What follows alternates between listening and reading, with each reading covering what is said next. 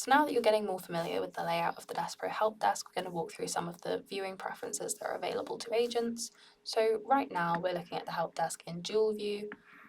You switch between the different viewing preferences with these icons up here in the view panel. So in dual view you see little cards of tickets, and then when you open a ticket, as I have here, you can see the contents of the ticket in the content panel.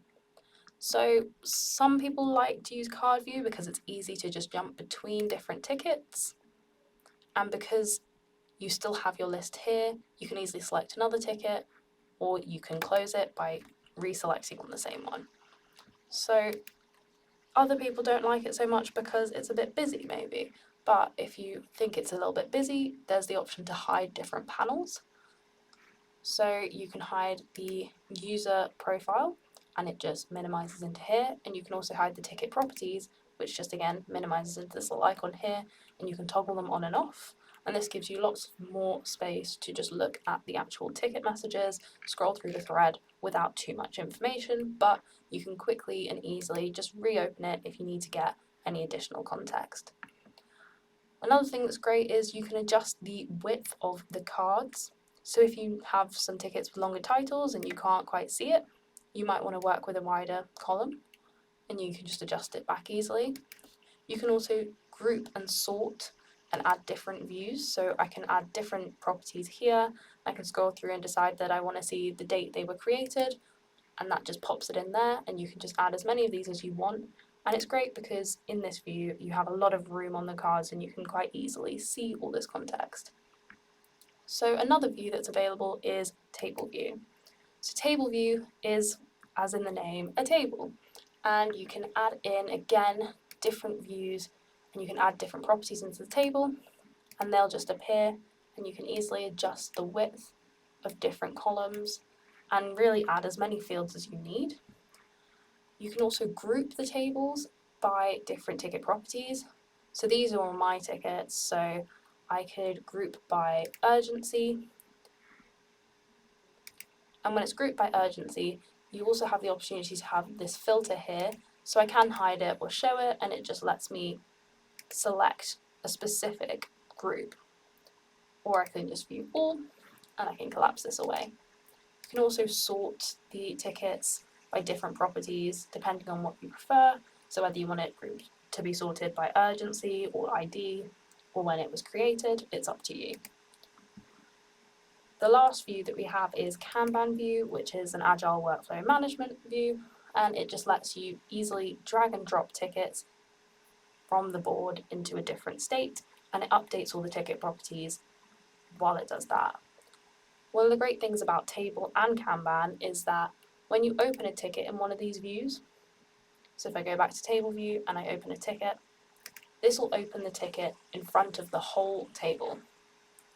So I'm just going to reopen my user profile here, and you can see it's a little bit of a less busy view than the card view because you've instantly lost a column, and you can still collapse these just as you did before, really giving you just some good visibility of the ticket, and you can really easily jump back to the queue by hitting the mine little queue back to queue button up here, and it just gives you a really easy way to get back to your list of tickets. Or if I go back into the ticket, you can also use this little arrow and it just opens them, and here's the queue just here, and I can now easily click into another ticket and open that up as well. Another thing that's great is you can change the order that tickets in a thread display. So if I go to a ticket with a lot of messages, I can choose to either have the most recent message displaying at the bottom or the top of the thread, and I just toggle it by hitting these arrows. So now the most recent message is at the top of the thread. And it just depends on your preferences, and once you set this, it will remain and persist for all other tickets. So now, the next thing that you can do is, if you still want even better visibility while you're looking at your tickets, you can also collapse the navigation. So this navigation panel here is the main way of getting about to different queues in the help desk, but you can collapse it into the nav bar for an even better view, and then it just rolls up your settings into the nav bar itself. You can still easily access the queues, by opening it in a hover state, and it just lets you still navigate really easily to different cubes. You can obviously then undock it at any time and just bring it back with the same arrow. The other thing that's really great is when you have lots of tabs open for your tickets, there's this overflow state and tab history.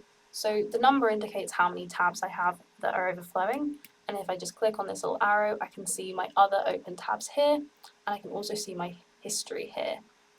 And my history is any tabs I've recently closed. These tabs aren't necessarily just tickets, it can be any sort of help desk content, including your help center content, or your tasks or your CRM profiles. There's also the very handy search function, so I can search boiler, and then I can see in my open tabs and in my tab history anything that comes up with the word boiler associated with it. Some other things that are really great in terms of adjustment is we have our global apps. So the help desk global apps are like your notifications, global search, and Agent IM are the primary ones. So I can open up the global search, and one of the really great adjustable features is that I can lock it onto my interface if I want to have my search open all the time, so I can just quickly go to it in a moment. So if I type in account and I'm doing a search for account, there might be a lot of results, and I can just adjust the width of this search column, and this will be remembered. So if I now unlock it and I lock it back, it'll go to the same width. You can also lock multiple columns at once, so I can also lock my notifications in place, and again I can adjust the width of that to my own preferences, and this will also be remembered.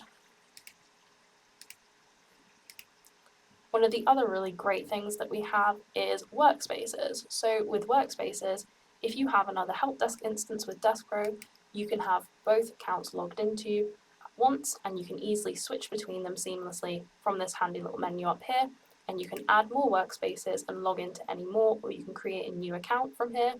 So I'm also a user on 221B, and I can easily just switch to my other agent account here, and it will just load up the other help desk for me. So this is just some of the great ways that Deskpro is really flexible and customizable per agent. And between the workspaces, my personal preferences will be separate, so you can have completely different preferences depending on the type of work you're doing in each workspace. Thank you.